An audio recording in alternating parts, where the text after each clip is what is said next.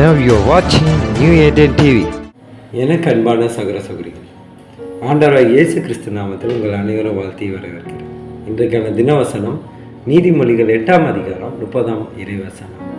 நான் அவர் அருகே செல்லப்பிள்ளையாய் இருந்தேன், நித்தம் அவருடைய மனமகிழ்ச்சியாய் இருந்து எப்பொழுதும் அவர் சமூகத்தில் களி கூர்ந்தேன். கர்த்தருக்கு மகிமை உண்டாதாக. இன்றைக்கு ஆண்டவர் அவருடைய அனுபவத்தை நம்மளோட பகிர்ந்து கொள்கிறார். தன் தகப்பனோடு அவர் எப்படி இருந்தார் என்பதை நம்மளோடு பகிர்ந்து கொள்கிறார். எதற்காக? நாமும் கூட அவரை போலவே தகப்பனுக்கு கீழ்ப்படிந்த மாதிரி அவருக்கு நாம் கீழ்ப்படிய வேண்டும் என்று இந்த வசனத்து மூலியமாக நம்மளோடு பேசுகிறார். ஆண்டவருக்கும் இயேசுக்கும் இருந்த பந்தம் ரொம்ப ரொம்ப நெருக்கமானது. மக்கள் தன்னுடைய மகனை அவமானப்படுத்திய போது, வெறுத்த போது, கஷ்டப்படுத்திய போது ஆண்டவருக்கு எப்படி இருந்திருக்கும்? கிபி 33ஆம் ஆண்டிலே நிசான் 14ஆம் அன்று தன்னுடைய செல்ல மகன் துடித்து இறந்து போவதை பார்த்தபோது ஆண்டவருக்கு எவ்வளவு வலித்திருக்கும். குழந்தையை பறி கொடுத்த அப்பா அம்மாவுக்கு மரணத்தின் வலி எவ்வளவு பெரியது என்று தெரியும். எனக்கு பிரியமானவர்களே, இப்போது கூட நம் வாழ்விலும் கூட நம்ம உடன் பிறந்தவர்களோ இல்லை பெற்றோர்களோ நம்மளை விட்டு பிரியும் பொழுது அந்த வேதனை எப்படிப்பட்ட ஒரு வேதனையாக இருக்கும். அதை யாராலையும் ஈடுகட்ட முடியாது.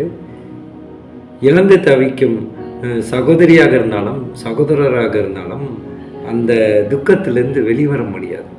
அதுபோல தான் ஆண்டவரும் வேதனைப்பட்டார் தன் ஒரே மகனை பலி கொடுக்கும் போது. எனக்கு அன்பான சகோதர சகோதரிகளே, தன் ஒரே மகனை குறித்து நம் பரிசுத்த வேதாகமத்தில் ஆண்டவர் பதிவு செய்திருக்கிறார். எப்படியாக பதிவு செய்திருக்கிறார்? மத்தேயு 3ஆம் அதிகாரம் 17ஆம் வசனத்தை வாசிப்போம். மத்தேயு 3ஆம் அதிகாரம் 17ஆம் இறைவசனம். அன்றியும் வானத்திலிருந்த ஒரு சத்தம் உண்டாகி, இவர் என்னுடைய நேசகுமாரன், இவரில் பிரியமாய் இருக்கிறேன் என்று உரைத்தது. கர்த்தருக்கு மகிமை உண்டாதாக. எனக்கு பிரியமானவர்களே, அவர் தன் ஒரே மகன் கிட்ட ரொம்ப நேசமாக இருந்தார். ரொம்ப பிரியமான மகன் என்று அவர் தன் மகனை குறித்து தன் மகனை மகிமைப்படுத்தினார். இப்போது வரைக்கும் அதை நாம் உணர்ந்து வருகிறோம். பல நம் பரிசுத்த வேதாகமத்தில் பல வசனங்கள் மூலியமாக நாம் இதை விசுவாசிக்கிறோம். நமக்காக தன்னோட ஒரே மகனை மீட்பு பலியாக கொடுத்தார். அதனால்தான் நமக்கு இப்போது முடிவில்லாத வாழ்வு என்ற ஆசீர்வாதம் கிடைக்கிறது. இல்லை என்றால் நமக்கு கிடைத்திருக்காது. அவர் எப்படி தன் தகப்பனுக்கு ஒரு பிரியமான ஒரு மகனாக இருந்தார். தன் தகப்பன் சொல்வதை தன் தகப்பன் சொல்லும் வார்த்தைக்கு வார்த்தையாகவே வாழ்ந்தார். அதுபோலதான் நாமும் கூட நம் ஆண்டவராகிய இயேசு கிறிஸ்துவோடைய வார்த்தைக்கு நாம் கீழ்ப்படிய வேண்டும். அவரோட வார்த்தையாக நாம் மாற வேண்டும். வெறும் வாயளவிலே ஆண்டவரை நான் நேசிக்கிறேன், விசுவாசிக்கிறேன் என்று சொல்வதை விட நம் வாழ்க்கையிலே ஒரு விஷயத்தை செயல்படுத்தும் போது கண்டிப்பாக ஆண்டவராகிய இயேசு கிறிஸ்து சந்தோஷப்படுவார். என்னோட வாழ்க்கையிலும் கூட எதெல்லாம் நான் ஜெபித்து கிடைத்ததுனால நான் ஆண்டவரை நேசிக்கவில்லை. ஜெபித்தும் கிடைக்காமல் போனதுக்கும் நான் ஆண்டவரை நேசிக்கிறேன். ஆண்டவர் எதை கொடுக்காமல் போனாலும் கூட, எதுவுமே கொடுக்கலன்னா கூட நம் ஆண்டவரை நேசிப்போமா? இதைதான் சாத்தான் முன்வைக்கிறான். நீங்கள் எல்லா ஆசீர்வாதத்தையும் கொடுக்கிறீர்கள், அதனால்தான் உங்களை துதிக்கிறார்கள், உங்களிடம் ஜெபிக்கிறார்கள் என்று சாத்தான் பழி சொல்லுகிறார். எனக்கு பிரியமானவர்களே, நாம் விசுவாசத்தில் இருந்தாலும் கூட, எப்பேற்பட்ட ஜெபங்களை ஏறெடுத்தாலும் கூட, அதற்கு பதில் வரவில்லை என்றாலும் கூட, நம் ஆண்டவரை உயிருக்குயிராய் நேசிக்க வேண்டும். அப்படிப்பட்ட நேசிப்பை தான் ஆண்டவர் எதிர்பார்க்கிறார். அப்படிப்பட்ட ஆன்மாவை தான் ஏற்றுக்கொள்கிறார். மிக பிரியமானவர்களே, நாமும் கூட இப்படிப்பட்ட ஒரு ஆன்மாவாக மாற நாம் ஜெபிப்போம். ஸ்தோத்திரம் கர்த்தாவே, துதிக்கிறோம் எங்கள் அன்பு நேசரே. அப்பா, இந்த தினவசனம் மூலியமாக நீர் உம்முடைய தகப்பனுக்கு கீழ்ப்படிந்தது போல நாங்கள் அனைவரும் உமக்கு கீழ்ப்படிய தேவ கிருபை செய்வோம். ஸ்தோத்திரம் கர்த்தாவே, துதிக்கிறோம். அப்பா, நாங்கள் பண்ண ஜெப விண்ணப்பத்திற்கு நீர் பதில் தந்ததுனால அல்ல, நீங்கள் தராமல் போனாலும் ஆண்டவரே, அப்பா உம்மை நோக்கி நாங்கள் கூப்பிடுவோம். உங்கள் மீது அன்பு வைப்போம் ஆண்டவர். ஸ்தோத்திரம் கர்த்தாவே, துதிக்கிறோம்.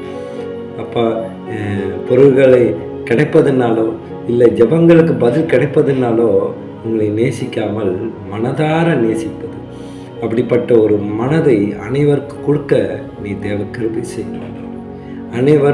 அனைவரையும் நீர் ஆசீர்வதி மாட்டோம். சோதகத்தாவை துதிக்கிறோம். அப்பா, எதை கேட்டாலும் அதை நான் என் நாமத்தை குறித்து எதை கேட்டாலும் அதை நான் தருவேன் என்று நீர் சொன்னீரே. அப்பா, அதுபோல் மோடு இருக்கிற ஒரு வரம், அந்த வரத்தை தார மாட்டோம். அதுதான் எங்களுக்கு தேவையானவர். பொருள் எங்களுக்கு தேவையில்லை ஆண்டவர். அப்போ வேற எந்த இந்த உலக காரியத்தில் நோக்கி இருக்கும் எந்த ஒரு ஆசைகளும் எங்களுக்கு தேவையில்லை ஆண்டவர். ஆனால் உம்மோடு இருக்க நாங்கள் ஆசைப்படுகிறோம். எங்கள் அன்பு சகோதரிக்காக நான் ஜெபிக்கின்ற கர்த்தாவே, அவர்களும் இதே ஒரு நேசிப்போட இதே ஒரு விசுவாசத்தோடு உம்மை நோக்கி இருக்கிற ஆன்மாக்களை நீ பாருமாட்டவர். ஸ்தோத்திரம் கர்த்தாவே. அப்போ சபை ஊழியர்களுக்காக நான் ஜெபிக்கின்றோம். அவர்கள் மீது இருந்த அன்பினாலே அந்த ஊழியத்தை செய்கிறார்கள், அந்த சபையை நடத்தி வருகிறார்கள். அவர்களை நீ தாங்குவீராக. உமது வல்லமை அவர்களை சூழப்படட்டும் ஆண்டவரே. தேவ கிருபை செய்யும். அவர்கள் செய்யும் ஒவ்வொரு காரியத்திலும் நீர் இருந்து வெற்றி பெற செய்யும். அப்போ சபை கட்டுமான பணிகள் எந்த போதகராவது அதை மேற்கொண்டிருந்தார்களோ அவர்களுக்கு அதையெல்லாம் நிறைவேற்றி தாரமான சோதகத்தாவே. அப்பா, நீர் உமக்கு பிரியமாக இருக்க தேவ கிருபை செய்யும். உமக்கு பிரியமான மகளாக மாற எங்களை ஆசீர்வதி. எங்கள் மனதோடு பேசுங்க ராஜா. சோதகத்தாவே, அன்பான சகோதரிகளுக்காக ஜெபிக்கின்றோம். இந்த நாள் முழுவதும் அவர்கள் செய்யும் ஒவ்வொரு காரியத்திலும் இருந்து வெற்றி பெற செய்யும். சோதகத்தாவை துதிக்கிறோம். இயேசு மூலியமா ஜெபிக்கின்றோம் நல்ல பிதாவே. ஆமென், ஆமென்.